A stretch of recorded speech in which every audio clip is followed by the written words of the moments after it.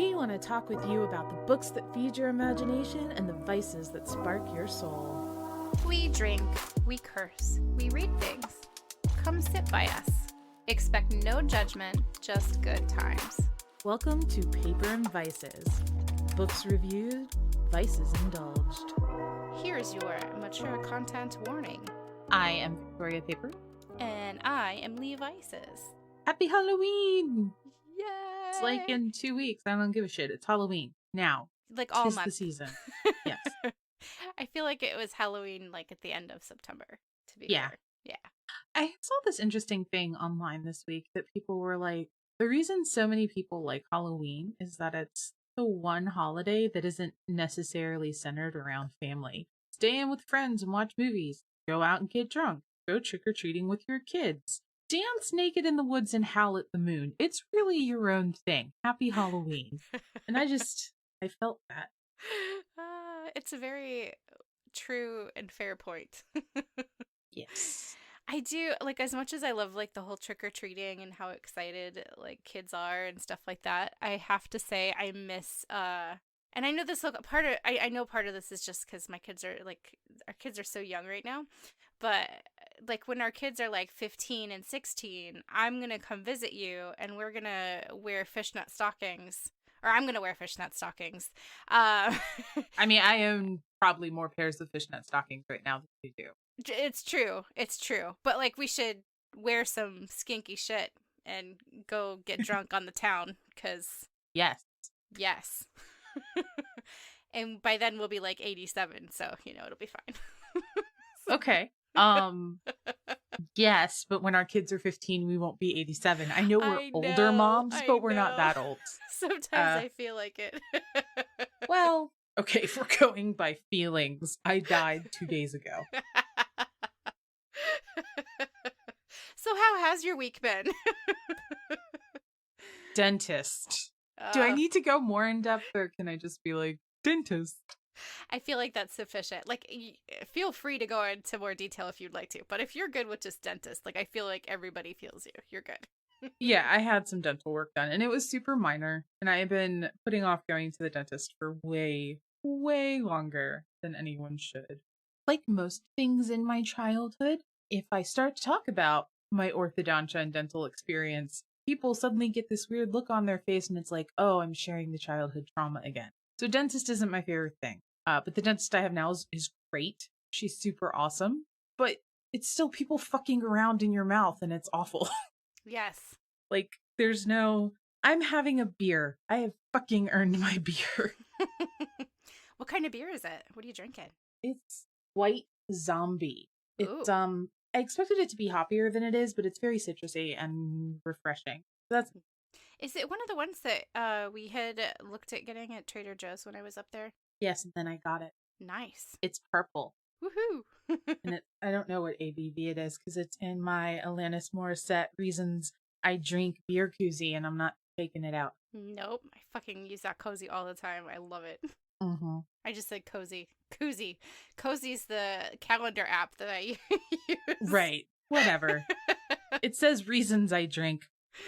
We were standing there at the Alanis concert, and they had all these cool t-shirts and stuff, but we looked at each other and we were like, I don't need a t-shirt. Mm-mm. I don't need this. And then there were can koozies that said Reasons I Drink, and we were like, that shit. We will. Yep.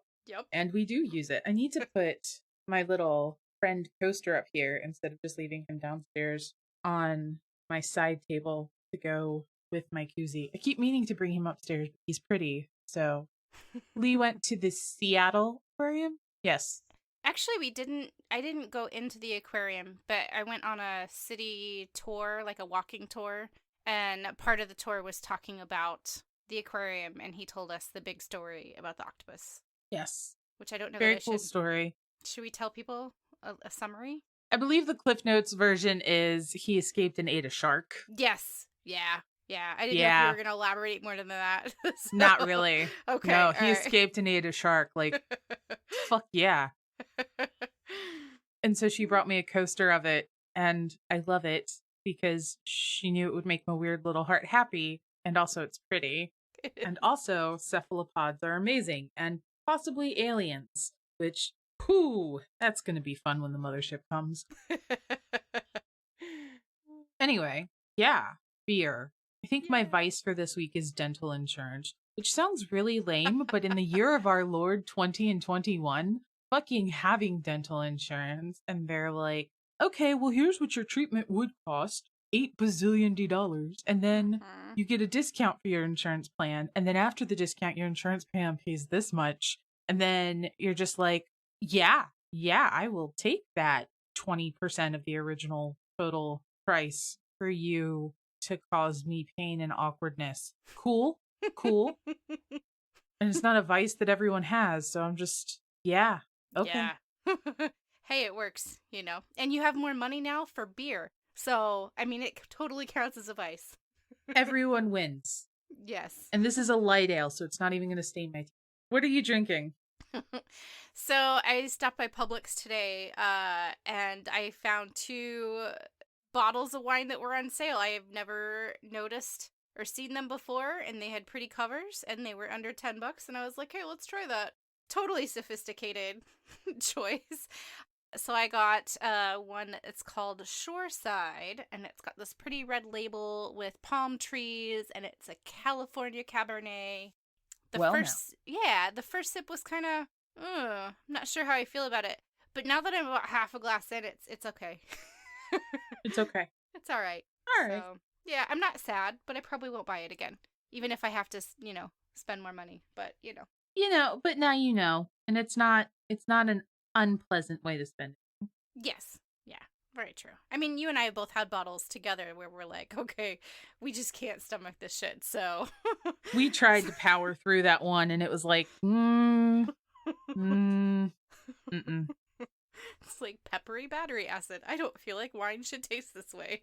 I can't. Yeah. No. And here's the thing: I can see situations where I would drink that wine, but when we have 4 other bottles from Trader Joe's sitting on the counter, is not one of those situations. Yeah. Like, life tragedy just happened. I'm in a depression where I haven't taken a shower in over 72 hours. The zombie apocalypse. I'll drink shitty wine, but it's medicinal at that point.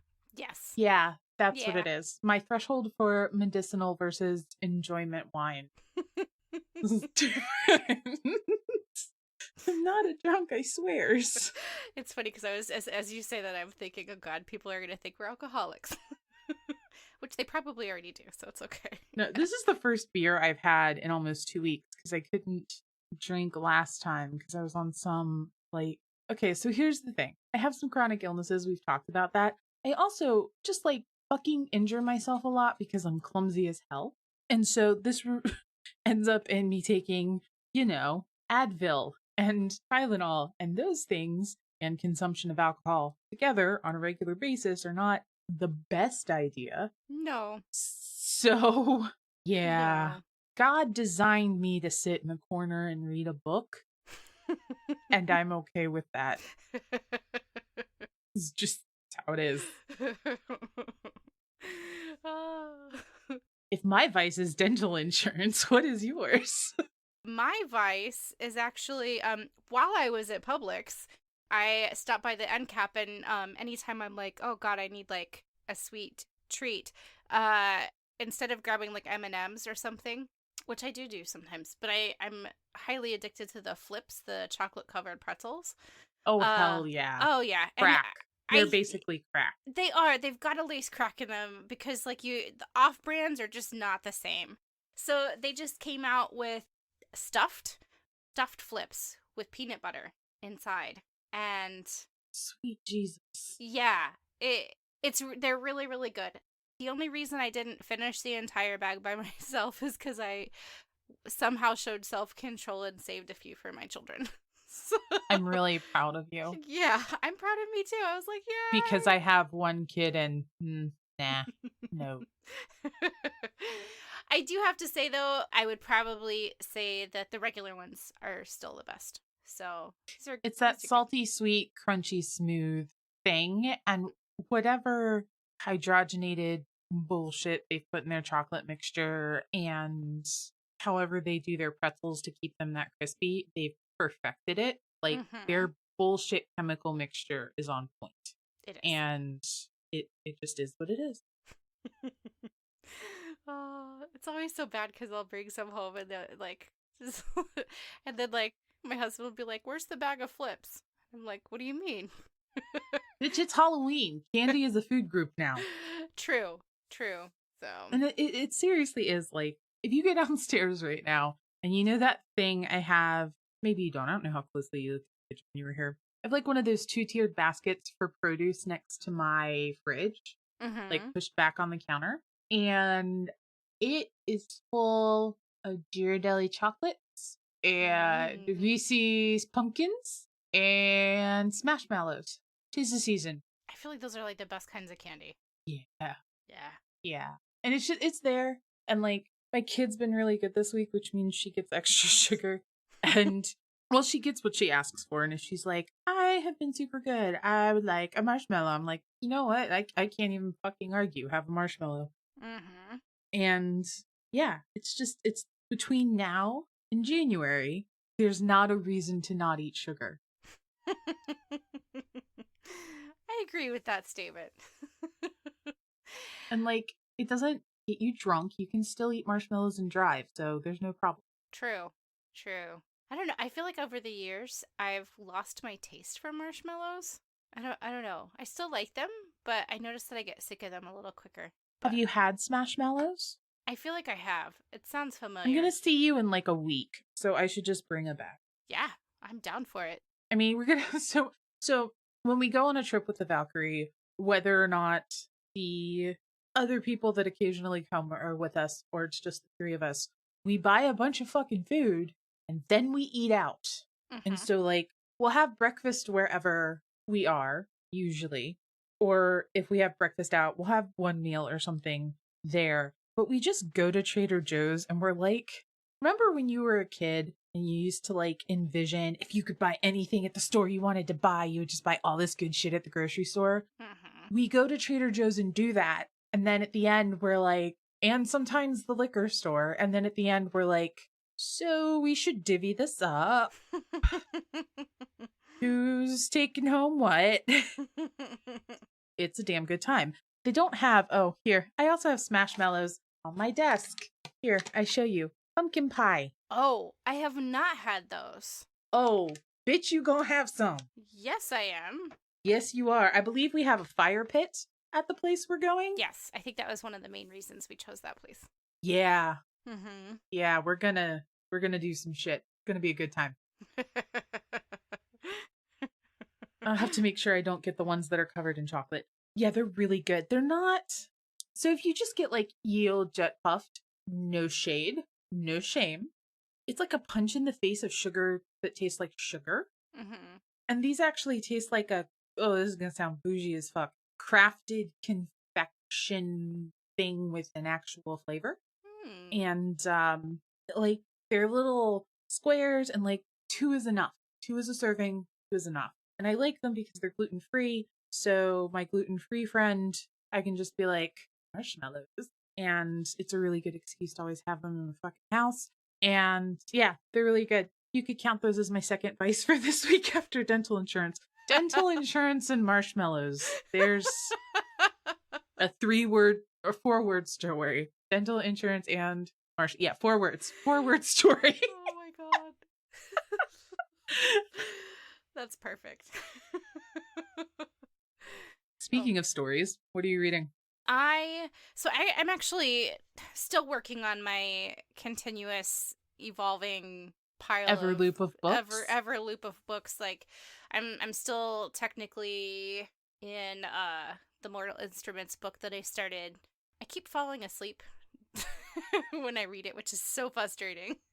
But I just got in the mail my October reading, and I know it's the end of October, so I'm a little late.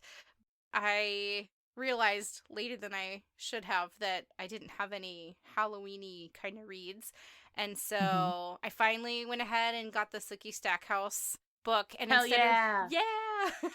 It only took me forever, but I went ahead Team, I and can't say because I've already read the books. you can tell me later, but or after I read them. I just got the first one because, like I was mentioning a couple episodes ago, like I was having a hard time finding the set for a reasonable price. I've not had a Mm-hmm. chance to go to the used bookstore yet, and I was like, fuck it, I'm just gonna get the first book. And I feel like that's Mm-hmm. better just to kind of see if I'm gonna want to read the rest of the series, which I don't assume I'll not want to read them. But it's a long series. Yeah, there's like 13 books, I think. Yeah, something like that. Sounds about right. And then a book of epilogue. So Yeah. So there's that, and then I also got Anne Rice, which I've been saying forever that I want to read her nice. shit, and I just haven't. So I got the Same. first volume. So yeah, I think we had this conversation last year at Halloween. Yes. And it's only taken me a year, so you know. Yeah. But yes, I'm gonna get cracking on those and reading those, and I'm excited about that. Nice. Yeah. What about you? I have had this book sitting on my shelf for a while, and I've kind of waited until it was spooky season to read it, so it would be thematic, but it was kind of hard. We've talked about how I love the YouTube channel Ask a Mortician, right? Mm-hmm. Like Caitlin Doughty, I stan so hard. I am what she refers to as a deathling because I'm a member of her Patreon and I'm a fan. I have a laptop sticker that has a little coffin outline and it says the Order of the Good Death. And I have a hoodie with the same thing. I may be ordering a t-shirt that say the Middle Ages were magic because this thing she sings when she does these short historical videos about the Middle Ages when they unentombed a pope to make him stand trial, or when a nun claimed she was wearing Jesus's foreskin as her wedding ring. The Middle Ages were magic. It's a thing. So she writes Wow. books. Yeah. I'm Yeah. processing what you just said. I talk faster when I like things. She's amazing. And her whole thing, aside from historical education about death, which she does a lot of, is kind of fighting back against this really, be shocked. America has really industrialized death. You don't need to be embalmed. If somebody dies at home, you don't have to have a funeral home or hospice even pick up their body an hour later. You can have a viewing at home. You can dress your loved one and take care of them one last time. Do you understand where I've gotten some themes in some of my writing from? So she's written Smoke Gets in Your Eyes, or The Smoke Gets in Your Eyes. No, it's just Smoke Gets in Your Eyes, about working at a crematorium. This one, and then she's written one for kids called Will My Cat Eat My Eyeballs, which I've not read that one yet. She has a very good sense of humor, and she's just such a good teacher. Like, yes, it's entertainment, but you're also learning. And I've watched so many of her videos that when I read her books, I read them in her voice, which is, very soothing. I'm going to sound like a creepy fan. I'm so sorry. Caitlin, if the 1 in a million chance you ever hear this, I just really appreciate what you do. From one weird kid to another. So this book is called From Here to Eternity. And look at how, I'll have to put a picture on Instagram. Look how fucking pretty that is. Mm-hmm. And it's traveling the world to find the good death. And it's basically it's literally traveling the world. She goes around the world and she looks at different death practices and comparing them to how we've really become afraid of dead people in the United Mm-hmm. States. Like, a lot of people think you have to be embalmed or that corpse is inherently dangerous or dirty. Not really. At least not for the first day or two. Like, you get into more decomp, obviously, but keep grandma at home surrounded by ice packs for a day or two, and you're okay. She's all right.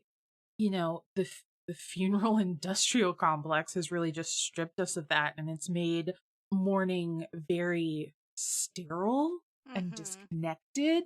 And Caitlin really seeks to break that down and get us back in touch with our mortality, so to speak. And she speaks a lot on how, being afraid of death isn't, I'm going to butch this paraphrasing, but it's not a personal or a moral failing, it's a cultural one Mm. because we've so completely removed ourselves from it.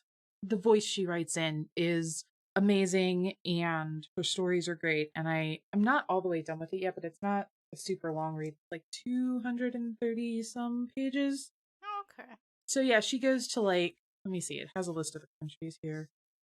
Colorado, Indonesia, Mexico, North Carolina, Spain, Japan, Bolivia, California. So, just talking about different death practices. And I love that she includes states within the United States, so we can see the difference even in our own country that a lot of us are ignorant of. So, highly, highly recommend, even if you're not into like spooky, creepy stuff and you're not super comfortable with death, especially if you're not super comfortable with death. If you're the kind of person that would not normally take a leisurely stroll through a quiet graveyard to clear their mind on a Sunday autumn afternoon, or at least really, really want to and instead have to go sit in car pickup line, I would definitely suggest reading it because the information is presented in a very interesting, academic, and approachable manner, but it's still enjoyable to read. That's really cool. So yes, I stand hard. And if you are looking for a good spooky season read that isn't, necessarily the boogeyman jumps out at you or, the man she fell in love with was the ghost haunting the old house all along, it's a good option. Yes. But it'll make you feel all heartwarming and tear jerky and make you think rather than, just your standard horror. Yeah. It's not horror. It's nonfiction. Yeah. Good times. I don't know if I've ever been, not in general, but on the podcast, I don't know I've ever been this excited about a nonfiction book. You can find us on social media, all of the social medias at Paper and Vices. You can email us Lee at paperandvices.com or Victoria at paperandvices.com. We do have a Patreon where you can follow us and get bonus content. You can get stickers. You can get sparkly pins. It's a good time. There's more shenanigans and malfeasance at patreon.com/paperandvices. Mostly we picked the name because no one else had it, and I was down with that. It's also a pretty kick-ass name. Like, not that I'm biased at all, so. I mean, I agree. But the fact that no one else had it took it from a hard, maybe probably to fuck yeah, real quick. Well, on that note, and in the meantime, don't be an asshole, smoke a joint, and take care of yourself. This has been a production of Paper and Vices, copyright 2021. This episode is presented for entertainment purposes only, and any vice should be pursued only within the legal boundaries, common sense, and personal responsibility of each person.